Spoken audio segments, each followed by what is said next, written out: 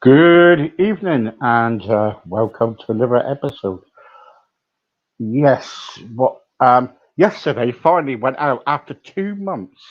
2 months I finally went out, and I tell you what, I really enjoyed it until the moment I got stuck in the mud and with my scooter and everything, and we had to get somebody to push me out. But that's a long story for that one. So anyway, good evening everybody, and don't forget if you've got any messages or anything and or if you want to kind of like leave any questions, anything at all, just leave it in the inbox and we'll get your messages. Please don't kind of like call us or anything while the show is going because we won't be answering because our guests do come first. Anyway, we got a wonderful guest tonight, and can you tell everybody out there what who you're called and what you do? My name is Dennis Scott. I'm a singer-songwriter from Appomattox, Virginia. I'm the part of the 2020 JMA Country Music EP of the Year winner. I was in a duo group with a fellow named Michael Deal, and we also won Duo of the Year through the ISRs this year, the Indie Star Radio Network. So Gosh, we've had gosh, yeah. we've had a good 365. You have, haven't you? You've done really quite well. Yes, yes. You I currently have a solo album that is just coming out, and we've gotten quite a bit of airplay on that. So I've been very yeah, pleased that people have been receptive also to my voice. So yeah, because we've been playing that song on our radio. I don't know if you've been listening, but fantastic. it's Yes, been it's had um it's had around about 20 airplays today, so alone. So fantastic. we've been playing it, and thank you very Thank much. you. Thank you for that. Um, can I just want to go back really to when did you first start singing then? Well, my grandmother was a piano teacher, and at the age of about 7 or 8 years old, she got all the grandkids to start doing something, piano, whatever. And I took to it for a little bit, but it really wasn't my calling. And I went to trumpet at the age of 11 years old in school. Yeah, yeah, And from trumpet, I went to guitar. And then from guitar, just, from there, you spill out to everything. Started performing around the age of 15 with some local groups. And then went on to bigger bands in my latter teens and early 20s. And played heavily until my late 20s, I guess, with several groups in the area. And quit to raise a family, have some kids, and all of that stuff. And kind of, you never quit being a musician. You no, you just never. quit performing. Yeah, yeah, And it never left my mind. I still would pick up a guitar or piano and tinker around a little bit. And a friend that was a singer in a band in my past, we got reunited through work. And he said, "Hey, I'm getting ready to write a country album." I said, "Well, I've always wanted to try to do that." So I said, "How about I pitch you a few songs?" And we started clicking and working together. And that was the album that ended up winning the awards last year. And it was fun. And once you start that train rolling again, it's hard to stop. I've really yeah. enjoyed the people and the audiences, and hopefully with the relax. Hopefully they're going to relax some of these restrictions that we have and let us get back out there and perform because the doing the albums and all are fun, but it's nothing like a smiling face across that microphone from you looking back at you. I want to That's get back correct. to my audiences. That's correct. Yeah. Can you turn your volume down a little bit? Yes, sir. So I'm just getting some feedback. Okay. Thank you.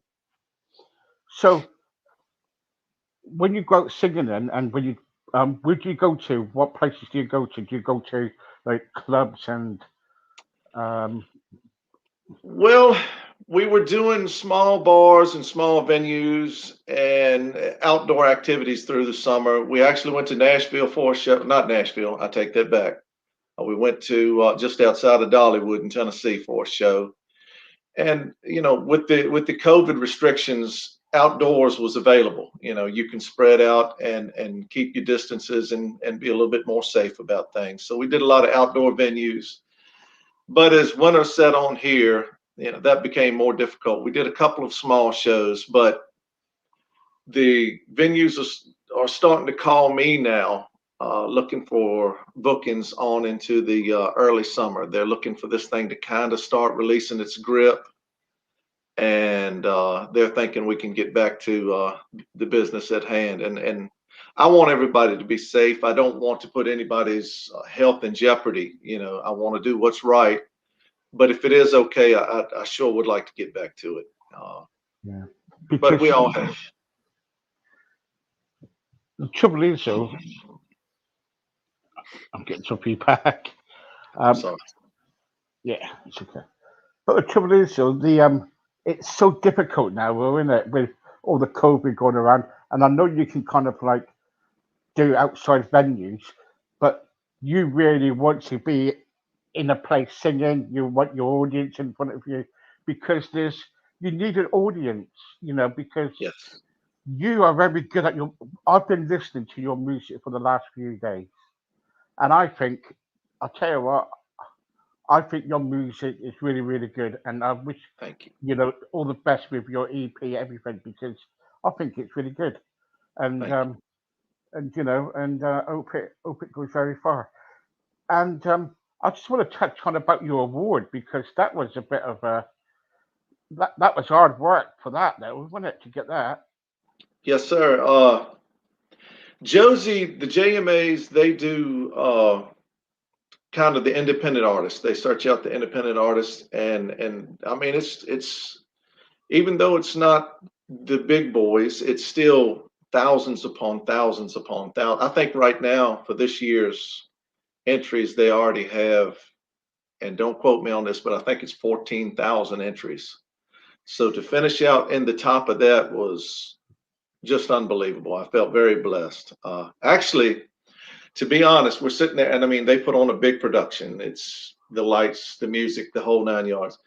I'm sitting there messing around on my phone because I don't think there's any way on earth we're going to win, you know.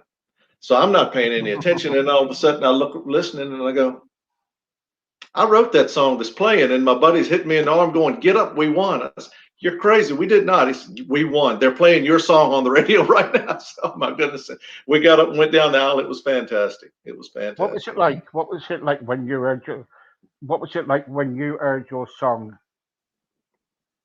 I mean, adrenaline rush. It's just like you were getting ready to run a marathon. I didn't know what to say. I didn't know what to do. I got up on stage and fumbled through it, and I watched it back, and it didn't sound too ridiculous, but I certainly wasn't prepared because I thought there was no way in this earth we would win something of that magnitude.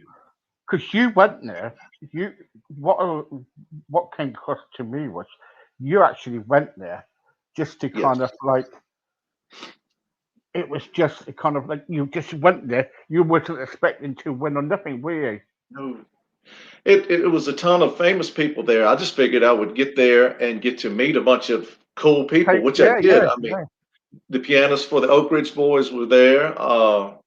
One of the guys that played for Faster Pussycat back in the late '80s, early '90s was there. It was I'm forgetting more than I remembered, but it was some really unique characters there. Great hands to shake and get to know. Because you wasn't expecting it. It was a shock to you, wasn't it? And Oh, your mates were kind of like saying, get up, and you were still in shock or something, weren't you? absolutely, Yeah, yeah, absolutely. yeah, yeah. So, so what's next for you now then? What are you writing at the moment? Any more Uh, music? I started not long after winning that award.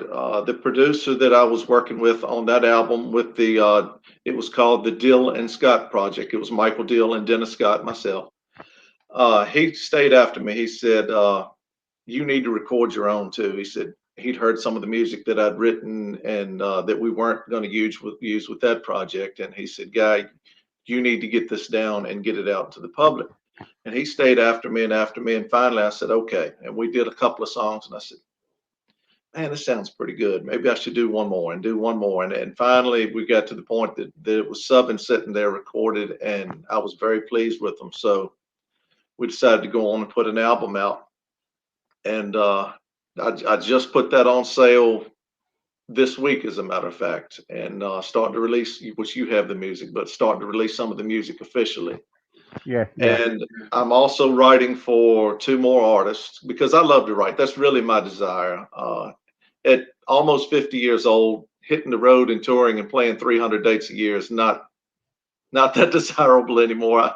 I like sleep. I don't like being out until 3 o'clock in the morning trying to get from one town to the next. So if I can write for others, that would tickle me to death. If I We're can going to just hear talk some. about that.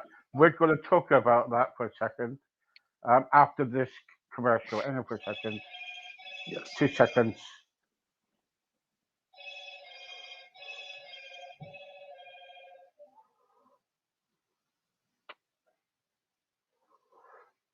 Yeah, welcome back. Yeah, we finished because I want to talk about your tour. And Yes. because, when you used to tour and everything, I bet that was really, really tiring sometimes. Because sometimes it was like, you know, you probably finish around about 2 o'clock or something like that, and you've got to pack up and you've got to go to the next town. What was it like touring? Well, I mean, we didn't tour. We were a pretty good sized band, but it didn't make enough money to sustain you. So we all had jobs. And I remember one club in particular that we would play, and it was 2 hours, 2.5 hours from home. You had to play Thursday night, Friday night, and Saturday night. Mm. Okay, I worked until 5 o'clock on Thursday. I would drive to the show. We would get out of the show at 1 o'clock. I'd have to be back at work at 5 o'clock in the morning. So that's 2 hours worth of sleep. Then play the next night. You'd have to be back down there and play until 2 o'clock in the morning and have to be back at work at 5 o'clock. And you do that 3 days in a row, you're not sure where you're going. Oh But no. you have to do it because you love it, because until you hit that top tier, the money's just really not there. But No. I can't think of anything much more fulfilling than playing for an audience that I've done in my life. So, Right, okay. We're going to get onto the nitty gritty now. What is your most embarrassing moment? wow. uh, I fell through What? the drum set one night. I did do that. I, I have so many stories. I'd Come have on, to. come on. We ask everybody. We even ask the top professionals. I've had guitars, do the flying run across the stage trying to hit a rock and roll move, and the guitar comes flying off out into the audience. I mean, I've had the lights show fall down on my head while I'm jumping out on, because I'm not a sit down and play guy. I'm try to do my best David Lee Roth imitation while I'm on the stage, and I've had the light show come down on my head as I'm jumping across the stage because I bounced around too much and Yeah, I know you do. Yeah, yeah. unplugged the microphone by accident in the middle of it, or unplugged the guitar in the solo by accident. Thank goodness for wireless now. That is. What's the um? What's the best place you ever played at? We had the opportunity to play a biker rally, a large biker rally on the East Coast one time, and it was 5,000 bikers standing there. It was an outdoor venue, and it wasn't really a place there where they held concerts all the time. They just did this show a couple of times, and I think it was called the Hog Jam. It was about 1995, and it was people as far as you could see. That's the largest audience I've ever played for, and it was just fantastic. You could just feed off of their energy coming back at you. Mm, yeah. Who, who do you? Today, if someone came up to you and said, "I would like to play with you on stage, and do a show and everything on stage," who would you like to? Who would you like to be in concert with? Well, my hero is gone now. The reason I started playing guitar was Eddie Van Halen. Yeah. That's who I ultimately would have loved to have been on stage with. And I guess Sammy Hagar would be number two because that was my era when I came through was when Hagar joined the band, and those albums through that time period really meant a lot to me. And I would love to play with Hagar once. Mm. And from what I understand, granted, I don't do traveling that far west, but he's a pretty accessible guy if you can get to his club. So I would love to make, if there's one thing I'd love to do, I'd love to make the trip to the Cabo Wabo one day and see if I could get that opportunity. That would be fantastic. Mm. Just walk in one day with a guitar and say, "Can I Right. play for you?" You're That's it. laughing. You're laughing, but why It don't may you do happen. it? Why don't you do it? Well, it's about a 14-hour flight, so maybe someday. Yeah, yeah. Yeah. If anybody can kind of give him a lift or take him, I'd be so grateful. He don't That's, mind landing by parachute as long as he gets there. I got my thumb out. Bring me on down the road. Yes, sir. Yeah, yeah, yeah, yeah. Um, on your when you're doing, when you're kind of like doing your doing your gigs or whatever, it's like that. What's the worst place you ever played at? Back in the day, we were the band I was in through the late 80s and early 90s. We were Led Zeppelin, Black Sabbath. Then we moved into like the Bad Company and Van Halen and Motley Crue. We were the hair metal. And I don't know who booked us, but we got booked for a banquet for doctors and nurses for the hospital. I think we played the one or two soft songs that we knew, which weren't many, like the Eagles. We had a couple of mellow ones. I think we played them about 5 times each because every time we would get cranked up, they would look at us like we were we were a bunch of hoodlums that came rolling in. But uh, they smiled, they clapped, but I could tell they were uncomfortable, and so were we. But there's no such thing as a bad gig. They're all good. You just got to find the good in the needle in the haystack sometimes, so to speak. Yeah, yeah. On your travels, what's what's the worst place you ever kind of like what kind of dressing room? What was the worst dressing room you ever had? None. The back of the stage goes into the parking lot. We I I, I played I played with a country. I would alternate back and forth. I would play with a rock band and a country band, a rock band, a country band, because in my Mm, area, country made money. Rock was really what I was into. So mm. every now and then you had to get some cash going. So I played with this country band, and they had a place back in the hills of it was almost in West Virginia, close to the West Virginia line. And I mean back in the hills, country, logging Oh, the country. Waltons. Yes. And they said, we're going to go down to this little club and we're going to play. I said, well, I've never heard of this place. They said, well, it's just fun. It'll be a pile of people there. I said, okay, great. We roll in, and literally it was people in bib overalls, no shoes, straw hat, and 3 or 4 teeth. It's I was taken back a bit, and it was rustic. I was nervous going out there, and back then I had long hair. I got a few crazy comments, but I bantered back and forth with them with some good jokes. We all got along by the end of the night, and once the music got to rolling, hey, we were all one. They were two-stepping on the dance floor and had the walls shaking. We had a blast, but that first 30 minutes, I was wondering whether I was going to have to make a run for it or not. It was definitely a unique experience. You when you on stage or when you're gigging and everything, you tend to bounce a lot, don't you? Bounce along the Yes. stage, and sometimes you fly. Is that your trait? Is it? Is that what you like doing? It's nothing that I do intentional. The music just runs through me. It's just it fills you up. Angus Young, he can't sit still.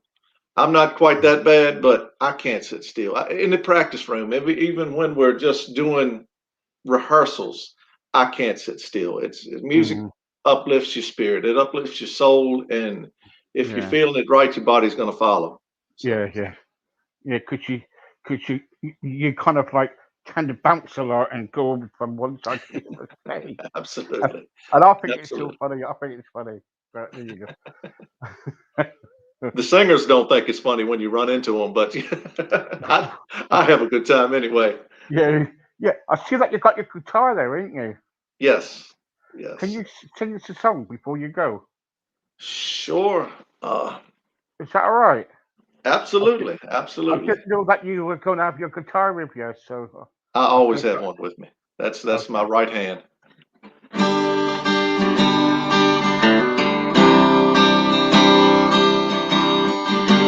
Wasting time in the evening, talking here with you, listening all about your feelings. Not sure what I need to do. Counting lines across the ceiling as we watch the evening news. Still here with you.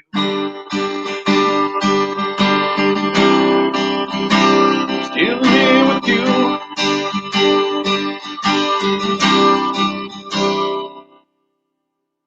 I don't know how far you want me to get into that, but that song right there is one that will be on the next album. I put out Southern Seduction. Hopefully around June or July, we will put out Summer Seduction. And that already has about 5 songs written for it. And that will be one of the featured country songs on Yeah. So, by the way, all Dennis's music is going to be played. I think it's 9 o'clock tonight again, and tomorrow again, and it'll go on to around about Wednesday till next Wednesday. So, listening to that is really good music, and um, and please follow him on Facebook and everything. Do you have a website, Dennis? it. I do. I have just signed up to the Wix Network. And if you go to the Wix Network, it's under Dennis Scott or at DennisScott.com. Yeah. And like I said, we do have that new CD for sale now. It's been selling well. I know CDs are kind of a thing of the past, but a lot of people wanted something I could sign and get to them, and they've been very receptive so far. So So, what's your CD called? it's called Southern Seduction. Right. Okay, guys. So and where can they get the CD to? You can go to my Facebook site, which is Dennis Scott Music, and I have the link on that Facebook site to take you directly to order. And Here you go, guys. Here you go. Make sure you get that CD, and it's really good. Honestly, you can go in the car and go along in the car and listen to it and tap your feet. Don't do what Dennis does though. no, Don't don't go in the car with a guitar and go sliding through the stage or out the door in the exactly. car. No. Dennis, thank you very much for joining me. Thank you, sir. All right, My and pleasure. I'm sorry for disturbing you because you're at work at the moment, aren't you? Getting a little paperwork done. That's got to be done from time to time, but Yeah. I'm getting Thank you ready to for head out. thank you for your time, Thank you. and next time we probably want you on, we can if we can kind of like play like 5 or 6 songs for us if you can. Sure. Be Yeah. glad to. All Be right. glad to. Thank you very much, Dennis, for your time. Thank you. Thank you. Thank you. Bye bye.